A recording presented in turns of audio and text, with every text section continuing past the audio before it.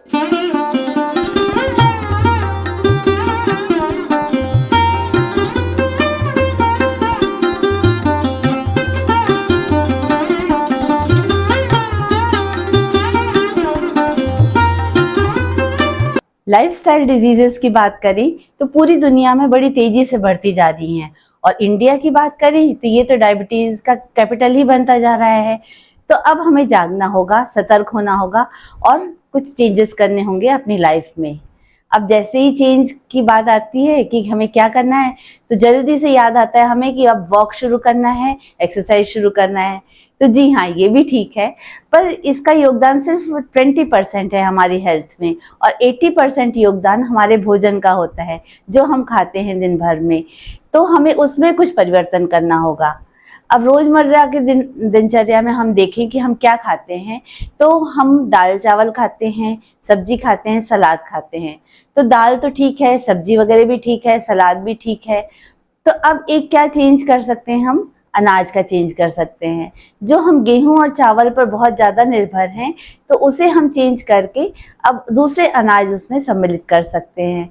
तो इसी श्रृंखला में हम बात कर रहे हैं श्रीधान्यम की। इन श्रीधान्यम में पहले हमने बात की कोदो की, फिर हमने बात की कंगनी की और आज हम बात करने जा रहे हैं कुटकी की। कुटकी यानी लिटिल मिलेट। लिटिल मिलेट इसे इसलिए कहा जाता है कि ये पांचों धानों कोदो, कुटकी, कंगनी, हरी कंगनी और सावा, इन पांचों में सबसे छोटा अनाज है।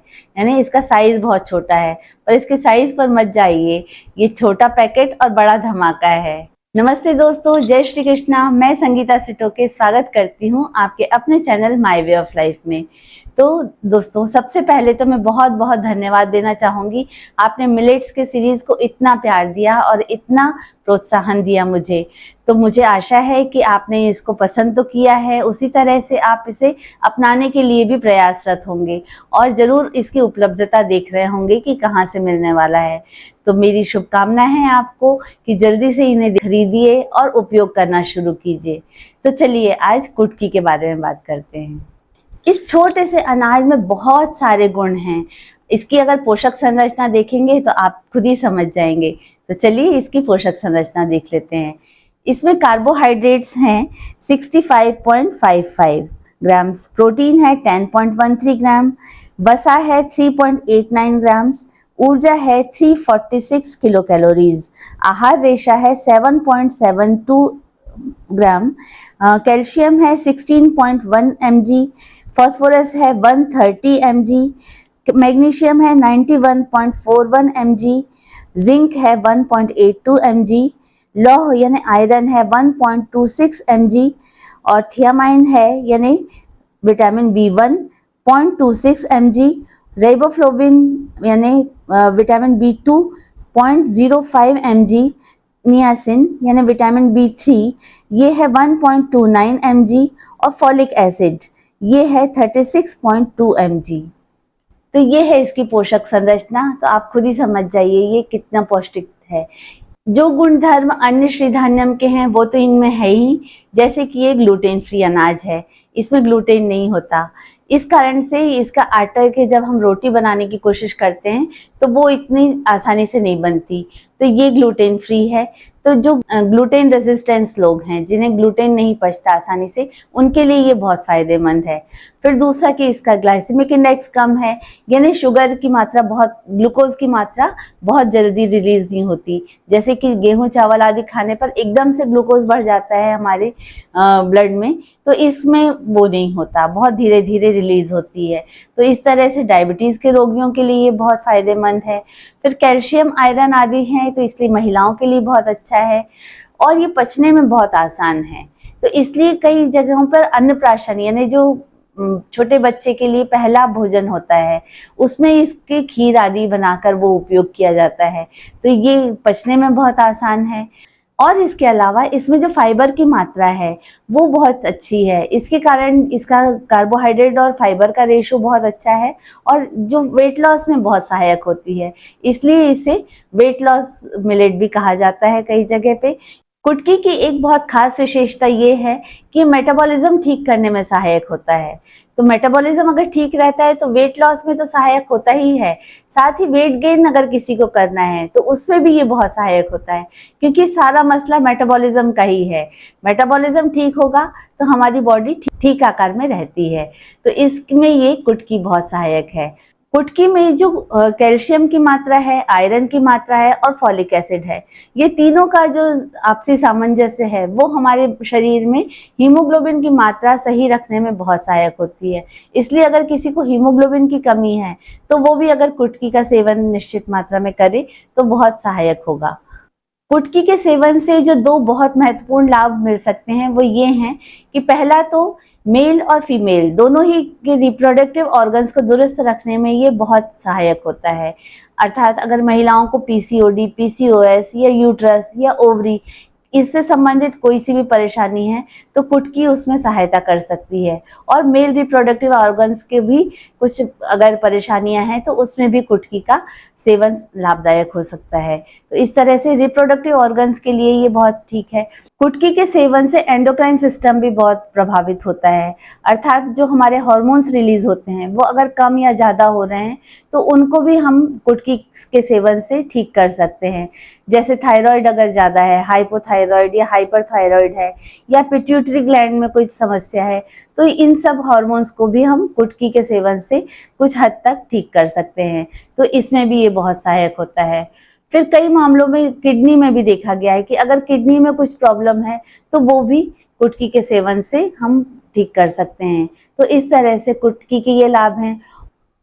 कुटकी एंटीऑक्सीडेंट है, एंटी कार्सिनोजेनिक है, एंटी इन्फ्लेमेटरी है, एंटीवायरल है और न्यूरोप्रोटेक्टिव गतिविधियों में भी इसकी भूमिका है। अर्थात ये कैंसर, हृदय रोग, मधुमेह, उच्च रक्तचाप, उच्च कोलेस्ट्रॉल और सूजन संबंधी बीमारियों और चयापचय के लक्षणों में फायदेमंद होती है। तो इस तरह से कुटकी बहुत ही फायदेमंद है। अब बारी आ गई रेसिपी की, तो चलिए मेरी रसोई में एक बढ़िया सी रेसिपी देखते हैं कुटकी की। सबसे पहले हमने एक पैन में आधा लीटर दूध ले लिया है। चूँकि 2-3 लोगों के लिए बन रही है इसलिए आधा लीटर ही दूध लिया है। इसको अच्छी तरह से चलाकर पकने के लिए रख देंगे हम मीडियम फ्लेम में। बहुत तेज़ आंच पर नहीं रखेंगे, नहीं तो ये उबल जाएगा ज़्यादा। तो हमने इसे मीडियम फ्लेम पर रख दिया और दूसरी तरफ कुटकी की तैयारी कर लेते हैं। ये कुटकी हमने 7-8 घंटे भिगो के रखी थी, ये अच्छी तरह भीग चुकी है। इसे हम एक छन्नी में छान लेंगे ताकि हमें इसके सूखे दाने मिल जाएं, मतलब पानी निथर जाए और हमें कुटकी मिल जाए फुली हुई। तो इसको हम अच्छी तरह से इसका पानी पूरा झड़ा लेंगे और हम सूखी कुटकी ले लेंगे। पर ध्यान रहे ये पानी हमें फेंकना नहीं है, इस पानी को भी हम बाद में यूज़ करेंगे।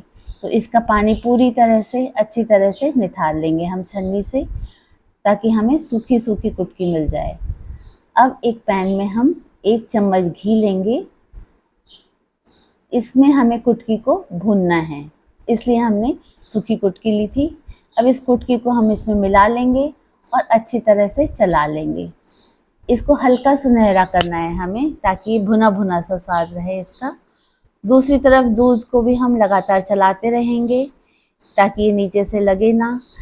थोड़ा सा भी लग जाएगा तो खीर का स्वाद खराब हो जाएगा, तो हमें उस पर भी ध्यान देना है।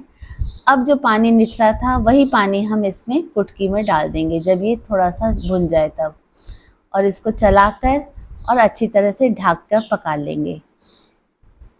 10-15 मिनट बाद हमने इसको खोलकर देखा है और चलाकर थोड़ा सा दबा कर देखा तो ये पक चुकी थी। तो इस समय पर हम अब फ्लेम ऑफ कर देंगे। कुटकी हमारी अच्छी तरह से पक चुकी थी। ये काम हम प्रेशर कुकर में भी कर सकते हैं, जैसा भी हम चाहें। अब चूँकि दूध हमारा हल्का गुलाबी हो चुका है तो इसमें अंदाज से मैंने आधी कुटकी डाल ली है, मतलब हमें 1 बड़ा चम्मच करीब कुटकी का, पकी हुई कुटकी हमें इसमें ऐड कर लेनी है दूध में। अब इसे अच्छी तरह से पकाते रहेंगे। दूध और कुटकी को एक साथ हम पकाना है, जैसे हम चावल को पकाते हैं। अब ये पकते हुए काफ़ी टाइम हो गया है, लगभग 10-15 मिनट हो गए हैं और दूध अच्छी तरह से गाढ़ी हो गई है और कुटकी और दूध एक सार हो गई है। मैंने चूंकि बिना शक्कर की बनाई है इसलिए शक्कर नहीं डाली है। आप अगर शक्कर डालना चाहें तो जिस समय पर हमने कुटकी डाली थी उसी समय पर आधी कटोरी शक्कर या अपने स्वाद अनुसार शक्कर डाल लें। अब इसमें मैंने इलायची और अपने पसंद के ड्राई फ्रूट्स डाल लिए हैं। आप जो जो भी डालना चाहें इस समय डाल सकते हैं। कुटकी की खीर तैयार। कुटकी के सेवन में भी वही सावधानियां रखनी है जो अन्य श्रीधान्यम के सेवन में रखनी है। अगर आपने पिछले वीडियोस देखे होंगे तो वो सावधानियों से आप अवगत हैं। अगर नहीं देखे तो मैं उसका लिंक डिस्क्रिप्शन बॉक्स में दे दूंगी, आप जरूर चेक कर लीजिएगा। पर शॉर्ट में मैं एक बार फिर बता देती हूँ कि सबसे पहले अनपॉलिश्ड लेना है कोई भी मिलेट। दूसरा, इसे सोक करके ही हमें खाना है। तीसरा, कभी भी 2 मिलेट्स मिलाकर नहीं खाना है, यानी ये नहीं कि कोदो कुटकी या कंगनी मिलाकर आटा पिसवा लिया, वो नहीं करना है। और एक दिन में एक ही मिलेट का उपयोग करना है। और पांचवा और सबसे महत्वपूर्ण, अति सर्वत्र वर्जित। अति नहीं करना है किसी भी चीज़ की। जैसे अभी हमने गेहूं चावल की अति की है तो उसका नतीजा हम देख ही रहे हैं। तो इस तरह से इनकी भी अति नहीं करना है। बारी बारी से हर मिलेट का सेवन करें और प्रकृति के हर अनाजों का फायदा उठाएं, क्योंकि हर अनाज में कुछ पौष्टिक तत्व किसी में ज़्यादा हैं, किसी में कम है।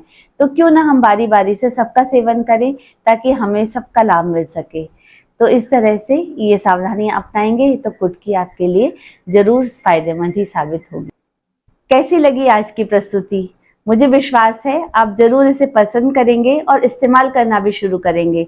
जो भी मातृशक्ति आज ये वीडियो देख रही हैं वो जरूर ये ठान लेंगी कि अब हमें अपने रसोई में इसे भी शामिल करना है।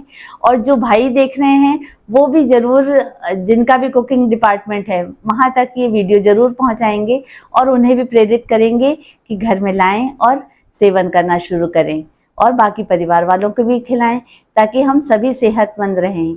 क्योंकि प्रयासों के बाद चंद्रयान की सफलता तो हो गई, पर अब हमें ये प्रयास भी करना है कि स्वस्थ भारत बने, क्योंकि डायबिटीज जैसे रोगों में हमें आगे नहीं आना है, इसमें हम पीछे ही ठीक रहेंगे। तो इसके लिए हमें अपने खान पान में सुधार लाना है और ये प्रयास अवश्य अपनाने हैं। तो मैं आशा करती हूँ आप लोग जरूर करेंगे। तो फिर मिलते हैं अगले वीडियो में। अब चूंकि व्रत आने वाले हैं तो एक ऐसे मिलेट की जानकारी लेकर आऊंगी जो हम व्रत में भी इस्तेमाल कर सकते हैं। समझे क्या? हाँ, भगर, बर्नयार्ड मिलेट, उसी के बारे में मैं जानकारी अगले वीडियो में लेकर आऊंगी और एक बहुत बढ़िया रेसिपी उसकी शेयर करूंगी। तो फिर मिलते हैं अगले वीडियो में। चैनल सब्सक्राइब कर लीजिए ताकि आपको वो वीडियो जल्दी मिल जाए।